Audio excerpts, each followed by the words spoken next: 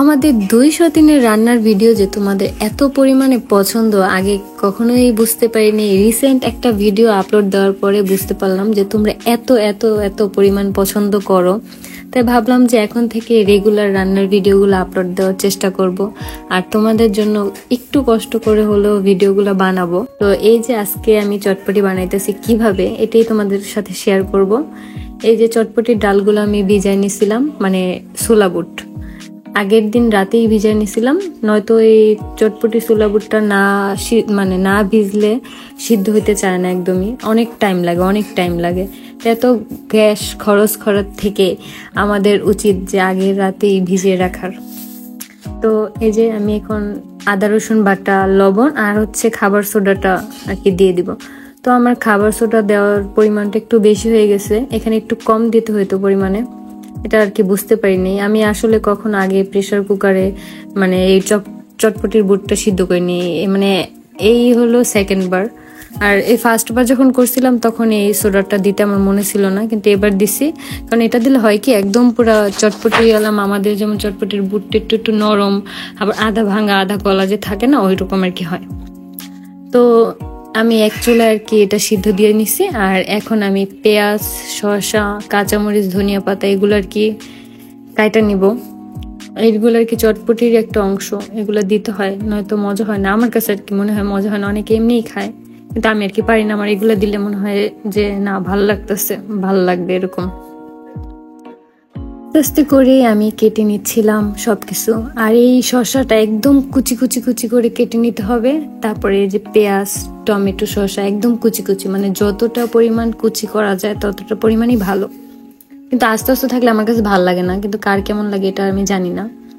আর আজকে আমি তোমাদের সাথে একটা জিনিস শেয়ার করতে চাইতেছি, মানে জানতেও চাইতেছি, মানে এটাও আমি তোমাদের সাথে শেয়ার করতে চাইতেছি। সেটা হলো যে তোমরা চটপটির মধ্যে কে মানে কি মশলা ইউজ করো। আসলে এই জিনিসটা না, আমি মানে এত ভিডিও দেখার পরেও সব ভিডিওতে যাই দেখি যে ওই রেডিমিক্স চটপটির মশলাটা ইউজ করে, কিন্তু আসলে আমি এই পর্যন্ত যতবারই চটপটির মশলাটা দিয়ে বানাইছি আমার কাছে না একটু ভালো লাগে না। মানে আমার কাছে মনেই হয় না যে আমি দোকানের কোনো চটপটি খেতেছি, কিন্তু আমার কাছে মজা লাগে ওই দোকানের চটপটি, মামাদের বানানো চটপটিগুলো। কিন্তু ওইটা দেখি একরকম মজা হয়, আর আমাদের বাসারটা মানে অতটা মজা হয় না। মানে আমার কাছে আসলে ভালো লাগে না, কিন্তু বাসায় বানানোর পর সবাই বলতেছে যে ভালো লাগতেছে।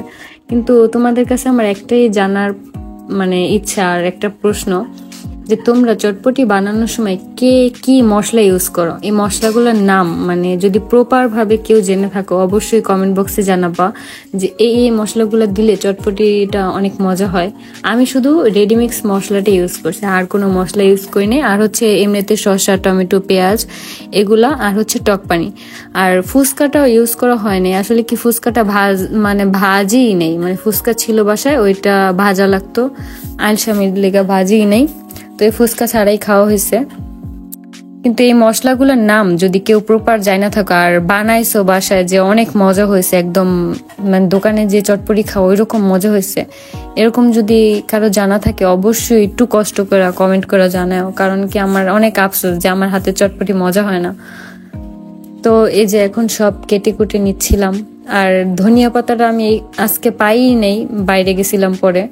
তারপরে করছি যে আমার একটা টবে ছোট ছোট কিছু বিলাতি ধনিয়া পাতা হয়েছিল, তো ওইখান থেকে 2-3টা পাতা আমি ছিঁড়ে নিয়ে আসছিলাম, যেন ধনিয়া পাতাটা দিলে হয় কি একটু মজা লাগে, মানে ফ্লেভার আর কি আসে।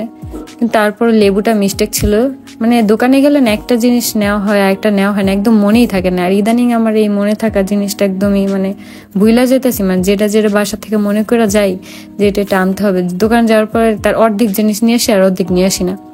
তারপরে বাসায় আসার অনেকক্ষণ পরে মনে পড়ে যে আসলে এই জিনিসটা আনা দরকার ছিল, কিন্তু আনি নাই।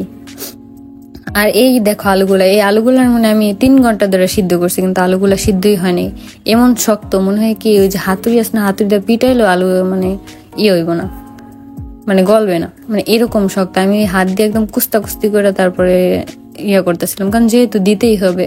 আর এখন একদম শেষ পর্যায়ে, এখন যে আমি আলু সিদ্ধ করব ওই ধৈর্যটা আমার নাই, কারণ এখন আমার এত ক্ষুধা লাগছে এত পরিমাণে যে কখন বানায় খাবো। আমি তোমাদের ভাইয়ারে বলছি, আর সে একদম এই রাতের বেলায় যায় চটপটির বুটটা নিয়ে আসছে। আসলে তখন অনেক রাত হয়ে গেছিল, না তো ওই দোকান থেকে আনা যেত। তারপরে নিয়ে আসার পরে আমিও চিন্তা করলাম যে না, আজকে তো আর খাইতে পারবো না। আর এর পরের দিন ঘুম থেকে উঠতে উঠতে অনেক লেট হয়ে গেছে আর কি, যেদিনের এই ভিডিওটা। তারপরে বানাইতে বানাইতে অনেক লেট আর অনেক রাত হয়ে গেছে। তো এই যে এখানে ডিমগুলো আমি কুচি কুচি কুচি করে নিতেছিলাম। আসলে কি এই ডিমটা আমার এখানে কুচি কুচি করা ঠিক হয় নাই। এই ডিমটা যদি আমি উপরের ওই যে ওইটা দিয়ে কুচি কুচি করতাম, একটু আস্তে আস্তে থাকতো, অনেক মজা লাগতো। তো আমি এখানে ভুলটা করছি। সব জায়গায় আমি বুঝতেছি না আমার জীবনটা কে ভুলে ভুলে যাইব। বাসার মধ্যে যা করি সব আমার দোষ। আমি বলে অঙ্ক পারি না, অঙ্ক মানে মানে হিসাব নিকাশ বুঝি না। তারপরে বাসার কোনো জিনিস এ জায়গা থেকে ওই জায়গায় না পাওয়া গেলে ওইটা আমার দোষ। মানে আমি বুঝতেছি না, মানে এগুলো কি আসলে আমার দোষ নাকি শয়তান এগুলো আমার দিয়ে করাইতেছে। থাক, যাই হোক, এখন আর ওই প্রসঙ্গে না যাই। এখন আমি তোমাদের সাথে চটপটিটাই শেয়ার করি। এই যে টক পানিটা, এই দোকান থেকে এই টক পানিটা আনলে মনে হয় কি হাত ধোয়া পানিটা আর কি, মানে একদম হাত ধোয়া পানিটা। কিন্তু বাসায় বানাইলে দেখা যায় যে টক পানি কত ঘন হয়। আমার মাঝে মাঝে শিখাইতে মন চায় যে টক পানিটা এভাবে বানাইতে হয়। এই যে আমার বুটটা একদম সিদ্ধ হয়ে গেছে, কিন্তু একদম পুরা লেডা বেডা হয়ে গেছিল। এটার লেগে একটু কষ্ট লাগতেছিল যে এমন লেডা বেডা তো ওর কথা ছিল না। একটা সিটি দিছে, তারপরে আমি নামাই ফেলছি, মানে চুলা অফ করে দিছি। মানে একটু আস্তে আস্তে থাকা দরকার ছিল, কিন্তু চটপটিটা এরকম হয়নি। কষ্ট পাইছি অনেক, কারণ কি এত শখ করে এত আহ্লাদ করে একটা জিনিস বানায় যদি এরকম না হয়, কষ্টই লাগে। তোমরা কারা কারা আমাদের ভিডিওগুলা, মানে এই ভিডিওটা আজকে নতুন দেখতেছো, অবশ্যই কমেন্ট করে জানাবো। আর এখনো যদি আমাদের ফেসবুক পেজটা ফলো করে না থাকো, অবশ্যই ফলো করে দিবা। আর আমাদের ইউটিউব চ্যানেলটা অবশ্যই সাবস্ক্রাইব করে দিবা। কারণ ভিডিও দেখবা সাবস্ক্রাইব করবা না, এটা কিন্তু ঠিক না, বুঝছো? এটা তাড়াতাড়ি করে একটু লাইক ফলো শেয়ার করে দিও। তুমকো লেগাও ভালো দোয়া করি, যারা যারা আনমেরিড আছো তাকে তাড়াতাড়ি বিয়ে হোক। তাড়াতাড়ি করে ফলো করে দিলে দেখবা তাড়াতাড়ি বিয়ে হয়ে যাবো গা। তো এই যে আমি এখানে টক পানি দিয়ে দিতেছি। এখন আর কি শেষ পর্যায়ে আমি চাইতেছিলাম যে একসাথে বানায় ফেলি, কারণ ওইভাবে বানাইতে গেলে অনেক সময় লাগবো, আর এত সময় পরে খাবো এটা অনেক ইয়া। তো এই যে বানানো শেষ, এখন আর কি পরিবেশন করার পালা। এখন আস্তে আস্তে পরিবেশন করে দিব। আর আজকের ভিডিওটা এই পর্যন্তই। সবাই সুন্দর থাকো, সুস্থ থাকো, ভালো থাকো। আমাদের জন্য দোয়া করো, টিসুর জন্য আরো বেশি বেশি দোয়া করো, কারণ ও একটা বাচ্চা, আর একটা বাচ্চার জন্ম দিবে। মাঝে মাঝে অনেক ভয় লাগে যে এই ছোট বাচ্চাটা আর একটা বাবুর জন্ম দিবে, মানে কেমন লাগে ভাবতে। তো সবাই আমাদের জন্য দোয়া করো, আমরাও তোমাদের জন্য দোয়া করি।